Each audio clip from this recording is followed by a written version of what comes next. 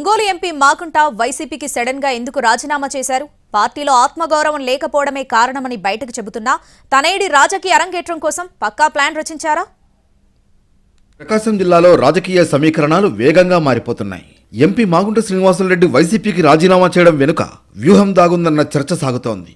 మాగుంటకు seat కోసం హైకమాండ్తో పోరాడిన Balineni Srinivasa Reddy CM Jagan బుజ్జగింపుతో మెత్తపడ్డారు. అదే సమయంలో ఒంగోలు వైసీపీ ఎంపీ అభ్యర్థిగా చెవిరెడ్డి భాస్కర్ రెడ్డిని బరిలోకి దింపుతున్నట్లు అధిష్టానం సంకేతాలు ఇవ్వడం, అందుకు తగ్గట్లుగానే ఆయనకు Prakasam, Nellore parliament YCP regional coordinator బాధ్యతలు అప్పగించారు. దాంతో మాగుంట టీడీపీలో చేరేందుకు రంగం సిద్ధం చేసుకున్నట్లు ప్రచారం జోరుగా సాగుతోంది.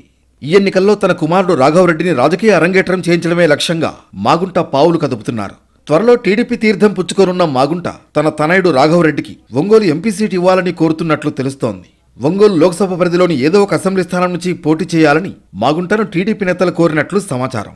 అయితే ఒంగోలు లోక్సభ పరిధిలోని ఎర్రగొండపాలెం, కొండేపి, ఒంగోలు, కనిగిరి నియోజకవర్గాలకు అభ్యర్థుల్ని ప్రకటించింది టీడీపీ హైకమాండ్. గిద్దలూరు, మార్కాపురం, దర్శి నియోజకవర్గాలకు అభ్యర్థులను ప్రకటించాల్సి ఉంది.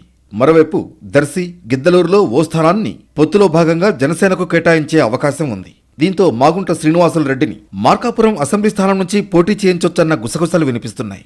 మాగుంట వైసీపీకి రాజీనామా ప్రకటించిన తర్వాత పరిణామాలు చకచకా మారిపోయాయి.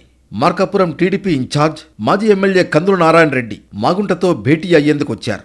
దాంతో మార్కాపురం నుంచి పోటీ చేసే అంశాన్ని ధృవీకరించినట్లయిందన్న చర్చ సాగుతోంది. మరి మాగుంట వ్యూహాలు ఏ మేరకు ఫలిస్తాయో చూడాలి.